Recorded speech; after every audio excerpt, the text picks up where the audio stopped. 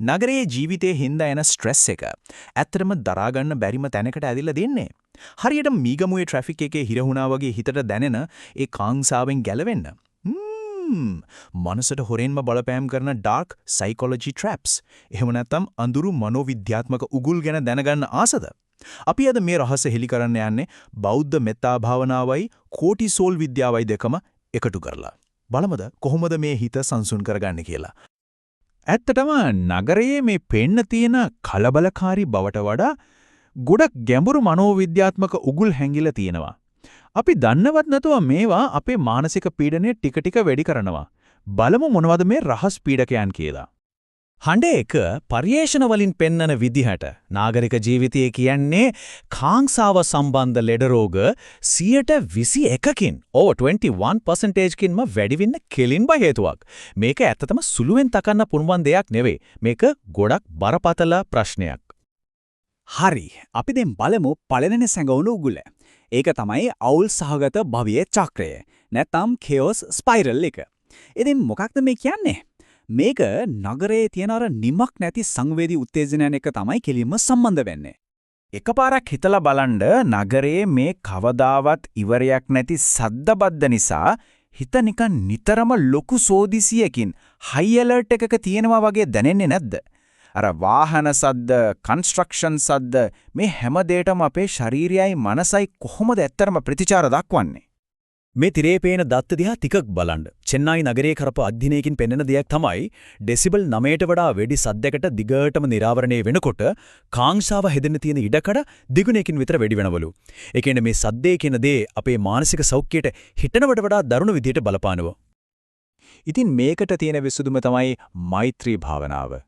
වැදගත්ම දේ තමයි අර අවුල් සහගත බවත් එක්ක හැප්පෙන්න යන එක නෙවෙයි, ඒ වෙනුවට ඒ දේවල් වලට කරුණාව යොමු කරන එක. පොඩක් හිතන්න, වාහනවල හෝන් සද්දයට වෛර කරනව වෙනුවට මේ හැමෝම පරිස්සමෙන් තමන්ගේ ගමනාන්දයට යත්වා කියලා හිතුවොත් දැනෙන වෙනස. මේකට හරිම සරල ප්‍රායෝගික උපදේශයක් දෙන්නම්. හැමදාම බස් එකේ යන වෙලාවට විනාඩි 5ක් විතරක් මෛත්‍රී භාවනාව පුරුදු වෙන්න බලන්න. මුලින්ම තමන්ට, ඊට පස්සේ රියදුරු මහත්මයාට, අනිත් මගීන්ට හැමෝටම යහපතක් වේවා කියලා හිතන්න. මේ පොඩි පුරුද්දෙන් කොච්චර ලොකු වෙනසක් දැනේද කියලා බලන්න. හෙට උදේ බස් එකේදීම මේක උත්සාහ කරලා බලනවද? ඒත් ගෙදර ආවට පස්සෙත් උළු ඇතුලේ දුවන ස්ට්‍රෙස් එකට මොකද කරන්නේ? ඊළඟ උගුල මීටත් වඩා සූක්ෂමයි. දෙවනි උගුල නැවත සිතීමේ පුඩුව. එහෙම නැත්නම් ruminations dark hold. මේක හරියට මනස හිර කරගන්න මනෝවිද්‍යාත්මක පුඩුවක් වගේ.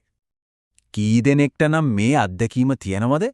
ඔෆිස් එකෙන් ගෙදර ආවට පස්සෙත් වැඩපළේ ප්‍රශ්න ටික ඔළුව ඇතුලේ ෆිල්ම් එකක් වගේ ආයෙමත් රීප්ලේ වෙනවා. නගරේ ප්‍රශ්න ගැන මේ විදියට ඕනවට වඩා හිතන එක ඇත්තටම මනසක හිරගයක් වගේ. rumination ඒ කියන්නේ නැවත සිතීම. මේකෙන් වෙන්නේ Tamanගේ ප්‍රශ්නවල හේතු ගැන, ප්‍රතිඵල ගැනම හිතා ඉඳලා මානසික ආතතිය දිගින් දිගටම වැඩි කරන ශ්‍රිනාත්මක චක්‍රයක් හදාගන්න එක. මේක හරියට මනස Tamanටම විරුද්ධව පාවිච්චි කරන අඳුරු මනෝවිද්‍යා උපක්‍රමයක් වගේ තමයි. ඉතින් වැදගත්ම කාරණය තමයි මේ විදියට හිත ඇතුලේ දේවල් රීප්ලේ වෙන එක එච්චර හානියක් නෑ කියලා හිතුවට ඇත්තට මේක එහෙම නෙවෙයි.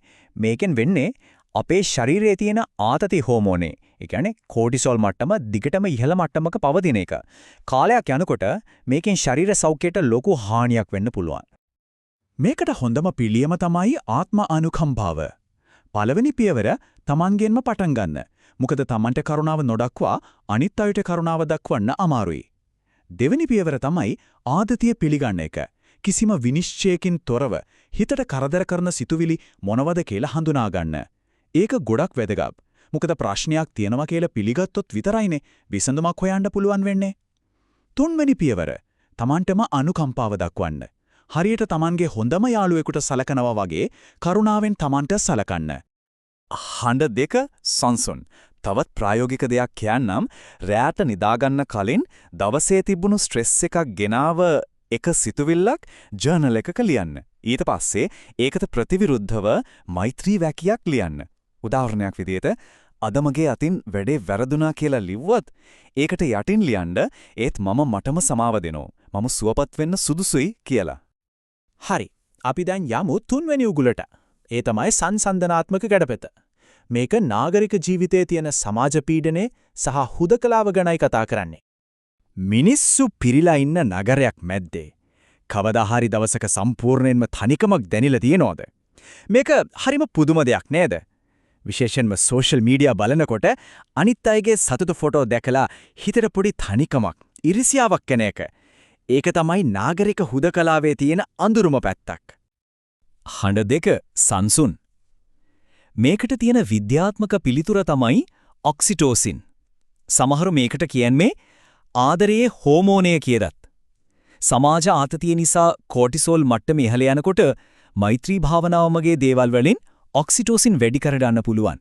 මේකෙන් වෙන්නේ හිතට සම්බන්ධතාවය ගැන සහ ආරක්ෂිත බව ගැන හැඟීමක් එන එක.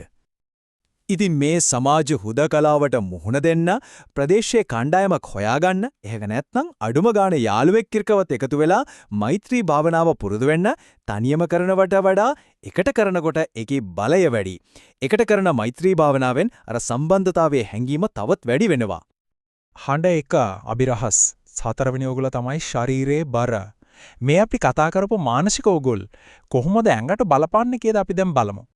හිසරදය, මස්පිඩු තදවීම, එහෙම නැත්නම් හද ගැස්ම එකපාරට වේගවත් වෙන එක මේ වගේ ශාරීරික ලක්ෂණ අහම්බෙන් වෙන දේවල් නෙමෙයි. මේවා අපේ ස්නායු පද්ධතියෙන් එවන සිග්නල්ස්. නාගරික ජීවිතයේ ස්ට්‍රෙස් එකේ ලකුණු ශරීරය සටහන් කරගන්නවා. ශරීරේනුත් මේ වගේ සංඥා එවනවද? මෙත්තා භාවනාවෙන් ලැබෙන ශාරීරික ප්‍රතිලාභ දිහා බලන්නකෝ. හෘද ස්පන්දන වේගය අඩු වෙනවා, රුධිර පීඩනය පහළ යනවා, කොටිසෝල් මට්ටම් අඩු වෙනවා. මේ ඔක්කොම සිද්ධ වෙනවා. මෛත්‍රී සිතින් කරන බොඩි ස්කෑන් එකකින් වේගස් කියන ස්නායුව සංසුන් කරන්න පුළුවන්. අතරන මේ වේගස් ස්නායුව තමයි අපේ ශාරීරිය සංසුන් කරන පද්ධතියේ ප්‍රධානියා. හඬ දෙක සංසුන්. අවසාන වශයෙන් හරිම ප්‍රායෝගික උපදෙසක්.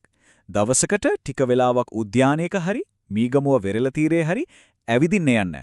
එහෙම ඇවිදින්න ගමන් ශරීරයේ එක එක කොටසට මෛත්‍රී සහගත සිතුවිලි යොමු කරන්න. මේක ඇත්තටම ශාරීරික ව්‍යායාම, ස්වභාව දහම සහ භාවනාව එකට එකතු කරන හරිම අපූර්ව ක්‍රමයක්. ඇවිදින්න යන්න තමල් කැමැතිම තැන් තියෙනවා නම් ඒ ගැනත් හිතන්න. හඬ දෙක සංසුන්. මේ වෙනකල් අපි කතා කරපු දේවල් නාගරික ජීවිතය සංසුන් කරගන්න පුණුවන් බලගතු මෙවලම් කට්ටලයක් විදියට හිතන්න. දැන් තමයි Tamanගේ සාමය ආපහු අතට ගන්න නියම වෙලාව. ඉතින් මේ තමයි ඔබේ මෙවලම් කට්ටලය. අර අවුල් සහගත චක්‍රයට පීඩකයන්ට කරුණාවෙන් මුහුණ දෙන්න. නැවත සිටීමේ පුඩුවට ආත්මානුකම්පාවෙන් පිළිතුරු දෙන්න. සම්සන්දනාත්මක කැඩපතට අනිත් අයත් එක්ක සැබෑ සම්බන්ධතා ගොඩනගා ගන්න. ශරීරයේ බරට මෛත්‍රී සහගත බොඩි ස්කෑන් එකකින් සහනයක් ලබා ගන්න. මේ තමයි මේ සම්පූර්ණ විග්‍රහයේ ප්‍රධානම පණිවිඩය. හඬ දෙක සංසුන්නේ මේ වලම් පාවිච්චි කරලා නාගරික ජීවිතයේ ආතතිය සංසුන් කරගන්න. මේ ගමුවේදී ආතතිය සම්බන්ධයෙන් ඔබේ අත්දැකීම් මොනවද? පහලින් කමෙන්ට් කරලා ඒ කතාව අපිත් එක්ක බෙදා ගන්න. මතක තියාගන්න මේ ගමනේ තනි වෙලා නැහැ. අපි හැමෝම මේකේ එකට ඉන්නවා.